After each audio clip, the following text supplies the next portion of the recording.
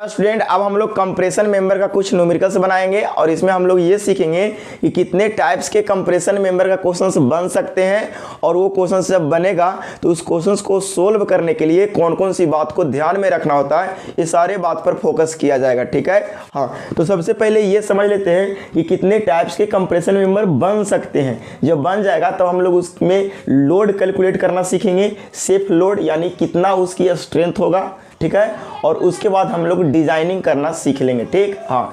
तो सबसे पहले जब कभी भी कंप्रेशन मेंबर की बात कहें,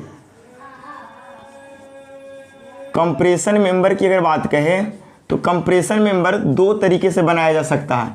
या तो एक सिंगल सेक्शन का यूज करके बनाया गया हो, सिंगल सेक्शन का यूज करके बनाया गया हो, ठीक है ना। और दूसरा हो सकता है कि डबल सेक्शन का, डबल या मोर देन वन सेक्शन का यूज करके बनाया गया हो, मोर देन वन सेक्शन का यूज करके बनाया गया हो। ठीक है ना, बड़े आराम से चीज़ों को समझिए, यहाँ पे कोई अकबकाना नहीं है। कंप्रेशन मेंबर जो होते हैं वो या तो आपको सिंगल सेक्शन का यूज करके बनाया गया हो सकता है या आपको एक से ज़्यादा सेक्शन का यूज करके कंप्रेशन मेंबर बनाया गया हो सकता है। ठीक, हाँ। अगर सिंगल सेक्शन का यूज करके कंप्रेशन मेंबर बनाया गया है दैट मीन्स सारा का सारा उसका बात आपको कहाँ मिल जाएगा, तो सर उसका सारा का सारा बात आपको स्टील टेबल में मिल जाएगा। कहाँ पे मिल जाएगा? स्टील टेबल में मिल जाएगा। लेकिन अगर एक से ज़्यादा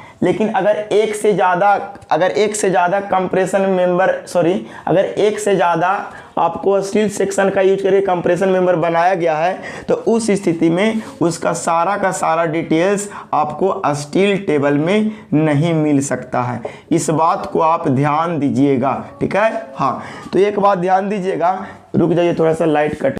अगर एक सेक्शन का यूज किया गया है, एक सेक्शन का यूज करके अगर आपको कंप्रेशन मेंबर बनाया गया है तो उसका सारा का सारा कुंडली, सारा का सारा डिटेल्स आपको कहाँ मिल जाएगा? स्टील टेबल में मिल जाएगा। लेकिन जब कंप्रेशन मेंबर एक से ज़्यादा सेक्शन का यूज करके बनाया गया हो, 2 सेक्शन या 3 सेक्शन या 4 सेक्शन या उससे भी ज़्यादा सेक्शन का यूज करके बनाया गया है तो उसका सारा का सारा डिटेल्स आपको यहाँ पे स्टील टेबल में नहीं मिल सकता है। तो उस स्थिति में आप क्या करोगे? आपको खुद से क्या करना होगा? कैलकुलेट करना होगा। ठीक है ना, डिटेल्स आपको क्या क्या चीज़ आपको स्टील टेबल में मिलेगा और यहाँ पे क्या क्या चीज़ जरूरत पड़ेगा स्टील टेबल से। तो सबसे पहला डिटेल्स आपको जरूरत पड़ेगा एरिया का। किसका? एरिया का। उसके बाद मोमेंट ऑफ इनर्शिया का। तो moment of inertia x axis के अबाउट भी निकाल सकते हैं और वाई वाई एक्सिस के अबाउट भी पता जरूरत पड़ेगा। उसके बाद रेडियस ऑफ जाइरेशन आपको एक्स एक्सिस के अबाउट जरूरत पड़ेगा और वाई वाई एक्सिस के अबाउट जरूरत पड़ेगा। ठीक है, तो इतनी सारी बात आपको स्टील टेबल से हर हाल में पता करना ही होगा, अदरवाइज। और तीसरा एक CG, ठीक है ना, CG एक्स के अबाउट और CG वाई के अबाउट। ठीक है ना, हाँ। मतलब इतनी सारी बात आपको स्टील टेबल से पता करना ही होगा। तो बड़े आराम से देखिए कि अगर आपको कंप्रेशन मेंबर सिंगल सेक्शन का यूज करके बनाया गया हो तो सारा का सारा डिटेल्स आपको स्टील टेबल में मिल जाएगा। इवन आप यहाँ पे देख पा रहे होंगे कि अगर गलती से अगर ये आई सेक्शन है तो देखिए इसका सारा का सारा डिटेल्स दिया हुआ है, sectional area, moment of inertia, radius of gyration, ठीक है, और क्या दिया हुआ है और उसकी CG भी दिया हुआ है। तो ये सारे चीज़ आपको यहाँ पे गिवन है। ठीक, हाँ। लेकिन अगर ये सेक्शन अकेला ना हो करके एक से ज़्यादा सेक्शन, अकेला सेक्शन का थोड़ा सा फोटो दिखा दीजिए सर। लो, ये आपको सिंगल सेक्शन है, और इसको गसेट प्लेट में कनेक्ट करके और आपको क्या बनाया गया? एक कंप्रेशन मेंबर बनाया गया। ठीक है ना, तो ये एंगल सेक्शन जो है इसका तो सारा का सारा डिटेल्स आपको स्टील टेबल से मिल ही जाएगा। लेकिन अगर एक से ज़्यादा सेक्शन रहा, सपोज करिए कि ऐसा रहा, मान लिया जाए कि कोई एक ऐसा सेक्शन है, एक सेक्शन ऊपर है इस तरह से और दूसरा सेक्शन कुछ इस तरह से है। ठीक है ना, एक चैनल सेक्शन ऐसा है,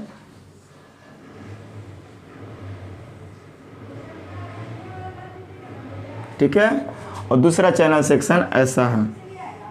और ये दोनों को मिला करके आपको क्या बनाया गया, कंप्रेशन मेंबर बनाया गया है। तो इस स्थिति में आपको क्या करना होगा, आपको moment of inertia, radius of gyration, ये सारे डिटेल्स आपको कैलकुलेट करना होगा। ऐसा हो सकता है कि बिल्ट अप सेक्शन ऐसा हो, ठीक है ना, कि एक कोई गसेट प्लेट है और दोनों साइड आपको क्या कर दिया गया है, एंगल को कनेक्ट करके और आपको कंप्रेशन मेंबर बनाया गया हो। तो उस स्थिति में आप स्टील टेबल का मोमेंट ऑफ इनर्शिया यूज नहीं कर सकते हो, रेडियस ऑफ जाइरेशन यूज नहीं कर सकते हो। तो एक बात यहाँ से तो कन्फर्म हुआ इतना देर के लेक्चर से कि स्टील सेक्शन में जितने भी डाटा था वो सारे के सारे डाटा आप सिंगल सेक्शन के लिए यूज कर सकते हो, लेकिन जब डबल सेक्शन की जहाँ तक बात आई तो कुछ कुछ ही डाटा यूज आएगा जो हमारा प्रॉब्लम में मदद करेगा, ठीक। हाँ, और जब इसकी प्रॉब्लम आएगा तब हम लोग सीखेंगे, ठीक है। ये तो रहा था कि जब स्ट्रट बनाया जाता है तब। इसके पहले हम लोग पढ़ते कॉलम की कहानी, ठीक है ना, कॉलम, ठीक है। तो हम लोग कुछ न्यूमेरिकल प्रॉब्लम एक पढ़ लेते हैं और इस क्वेश्चंस को पढ़ने से बहुत सारा कॉन्सेप्ट हमें अलाइन होगा, ठीक। हाँ, और देखिए यहाँ पे हम लोग ये देखेंगे कि इसको कॉपी करिएगा तो कर लीजिएगा, ठीक। हाँ, पहले क्वेश्चंस को इसको पढ़ के समझ लेते हैं। कह रहा है पहला क्वेश्चन, इस क्वेश्चन को बढ़िया से पढ़िए।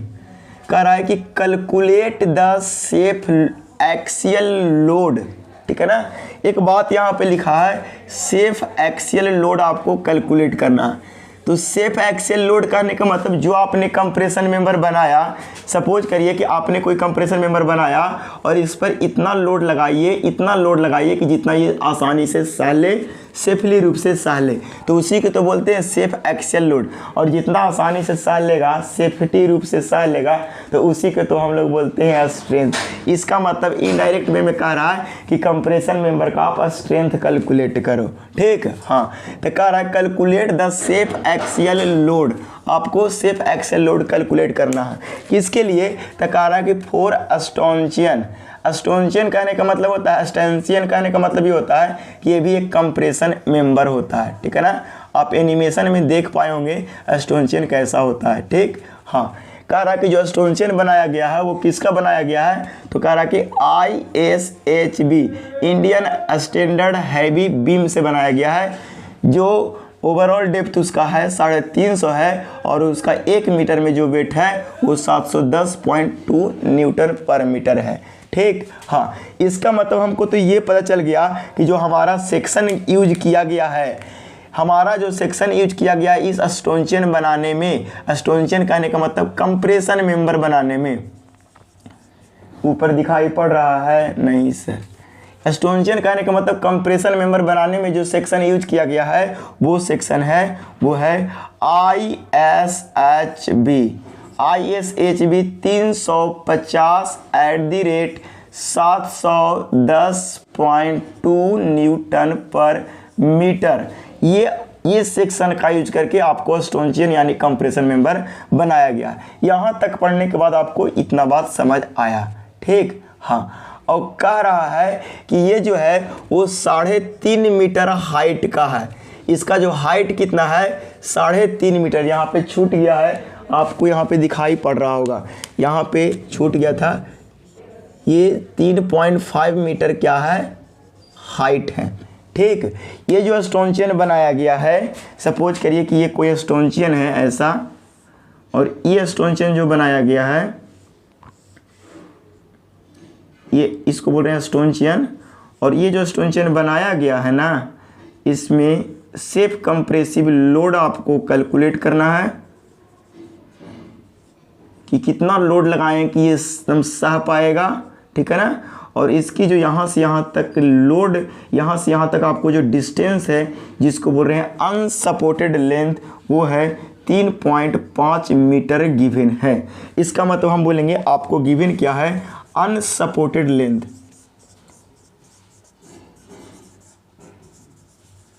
अनसपोर्टेड लेंथ कितना है, 3 मीटर गिवन है। दैट इज, इसको लिख सकते हैं 3 मीटर को, सारा का सारा कैलकुलेशन हम लोग कर लेंगे mm में, तो ऐसा लिख सकते हैं 3 × 10⁻³ mm, ठीक। हाँ, आगे क्वेश्चन पढ़ने से बहुत सारे चीज पता चलेगा। कह रहा है कि it is to be used as an uncased column in a single storey building. ये जो यूज किया गया है वो सिंगल स्टोरी बिल्डिंग में कॉलम के जैसा यूज किया गया है, ठीक है। और कह रहा कि the column is restrained in direction, मतलब ये अपने डायरेक्शन में यानी किसी भी डायरेक्शन में ये घूम नहीं सकता है, दैट इज रीअस्ट्रेंस अगेंस्ट रोटेशन होगा। दूसरा कह रहा है एंड पोजीशन, और पोजीशन भी चेंज नहीं होगा। तो बताओ कि यहाँ पे डायरेक्शन क्या हो गया, डायरेक्शन भी चेंज नहीं होगा, डायरेक्शन भी चेंज नहीं हो रहा है और ना ही पोजीशन चेंज हो रहा है, ठीक है ना। POSSION,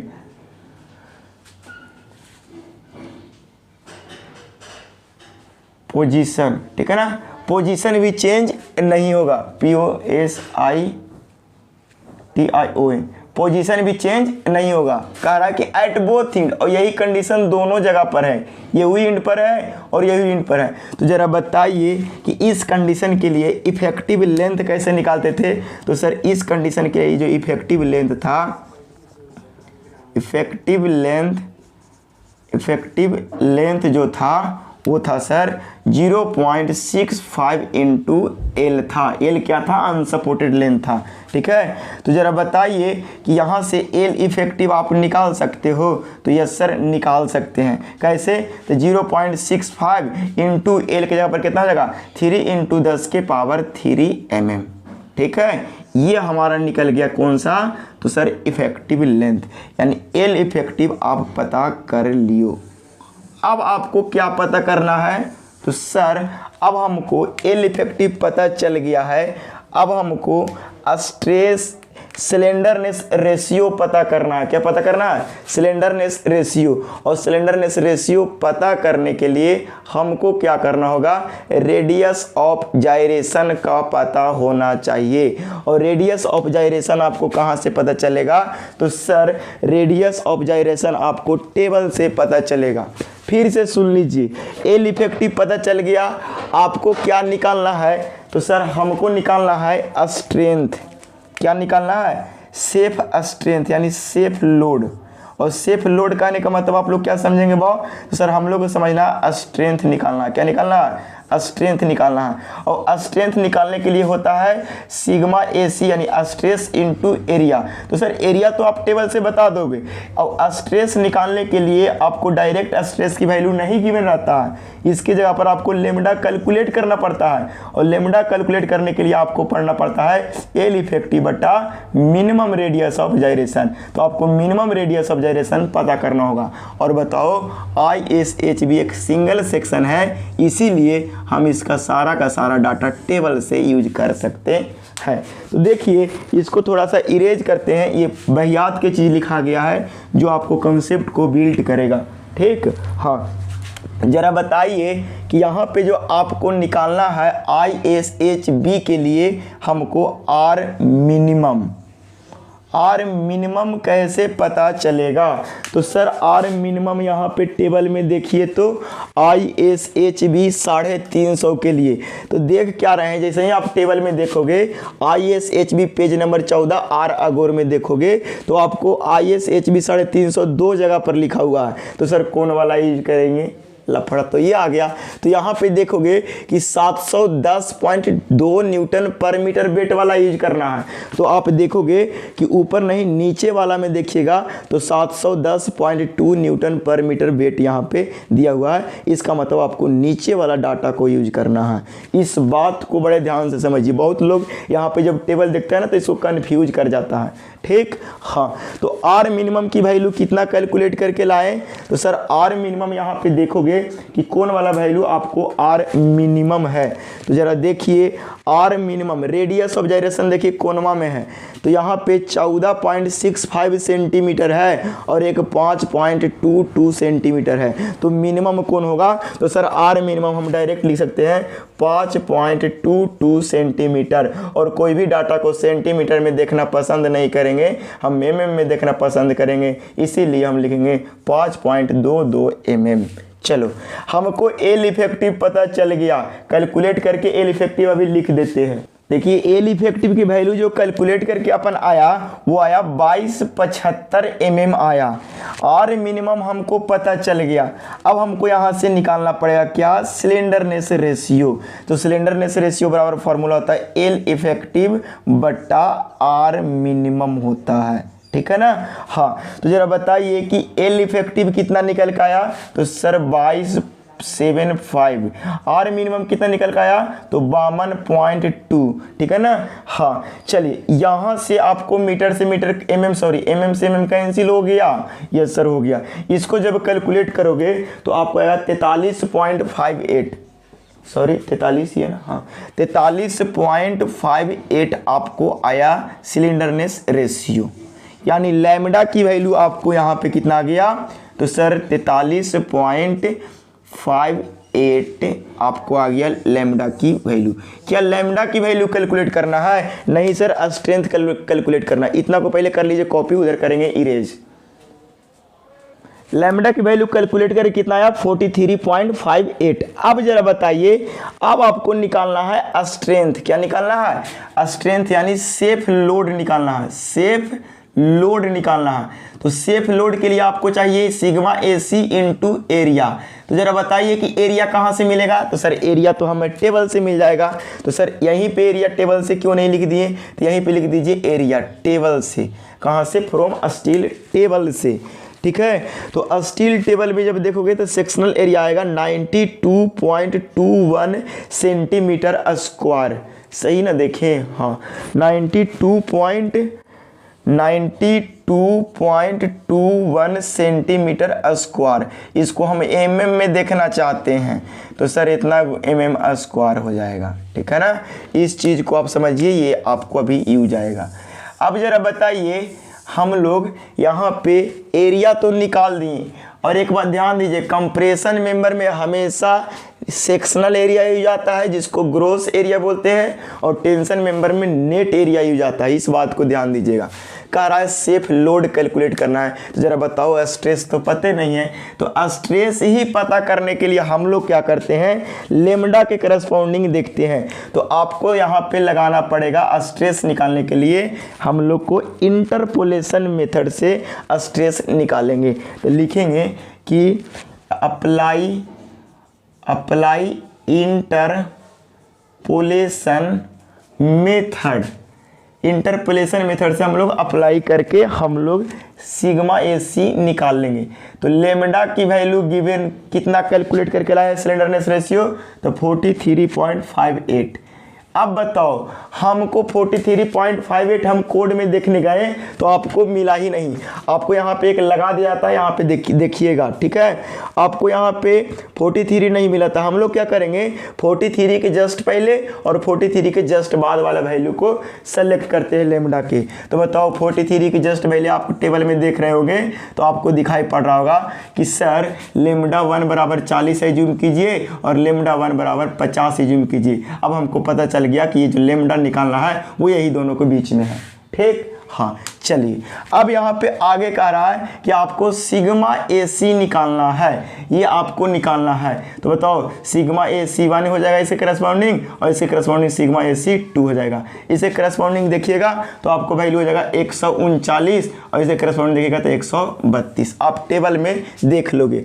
अब आप क्या करोगे, इंटरपोलेशन के लिए आपको सिग्मा AC निकालना है, तो इसके लिए फॉर्मूला लिखवाए थे सिग्मा AC 2 प्लस दोनों स्ट्रेस का डिफरेंस को ऊपर sigma AC 1 minus sigma AC 2 divided by lambda के डिफरेंस को नीचे सिग्मा 2 माइनस, जिसको निकालना रहेगा उसको घटा देते हैं किस में से, तो बड़ा वाला लेमडा में से, ठीक। हाँ चलो, सिग्मा AC 1 कितना 132 प्लस ये दोनों का डिफरेंस करो कितना है 7, ये दोनों का डिफरेंस कितना कीजिएगा 10, डायरेक्ट अब लिखेंगे इसको कितना कीजिएगा 50 माइनस जिसको निकालना है 43.58। चलो इतना बात आपको ऑलरेडी सिखाया गया, इसीलिए यहाँ पे थोड़ा स्पीड किए हैं। चलो बहुत बढ़िया। इसको जब कैलकुलेट करके लाओगे तभी हम लिख देते हैं। जब कैलकुलेट कीजिएगा तो आपको आएगा 136.494 आता है, ठीक है ना। तो 49 ही लिखिए। आपकी स्ट्रेस की वैल्यू पता चल गया, बस एरिया पता है, आप सेफ लोड बड़े आराम से निकाल दोगे। सेफ लोड बराबर सेफ लोड बराबर क्या हो जाएगा, स्ट्रेस इनटू एरिया। अब बताओ स्ट्रेस निकाल लियो, यस सर निकाल लियो, 136.49। एरिया निकाल लियो, नहीं सर टेबल से कितना 9221 mm²। अब जितना भी आपकी लोड कैलकुलेट आएगा वो आपकी न्यूटन में आएगा, यही आपका हो जाएगा सेफ लोड, सेफ लोड। ठीक है, हाँ हम लोग किए क्या, सबसे पहला काम स्टेप समझिए। सबसे पहला काम जो सेक्शन था उसका पूरा का पूरा हम लोग कुंडली निकाल करके यहाँ पे लिख लिए। उसके बाद हम लोग क्या किए, इफेक्टिव लेंथ पर काम किए। उसके बाद क्या किए, रेडियस ऑफ जायरेशन यानी मिनिमम रेडियस ऑफ जायरेशन देखे। उसके बाद लेमडा निकाले, उसके बाद हम लेमडा के करस्पॉन्डिंग स्ट्रेस निकाले और स्ट्रेस से हम लोग निकाल दिए सेफ लोड। ठीक, इसको हम इरेज, इसको कैलकुलेट करने के बाद इतना आया। अब इसको क्या कर सकते हो, किलो न्यूटन में चेंज कर दो, बहुत बड़ा लोड हो जा रहा है ना, तो इतना 8.611 किलो न्यूटन। ठीक है ना, हाँ ये हो गया आपका सेफ लोड। ठीक है ना, हाँ तो आप इस चीज़ को भी आप समझ सकते हैं। ठीक, हाँ चलिए ये न्यूमेरिकल को यहीं पे समाप्त करते हैं और इससे बहुत सारा कंसेप्ट समझ आया होगा। अब हम लोग बात करेंगे स्ट्रट के बारे में। ठीक, हाँ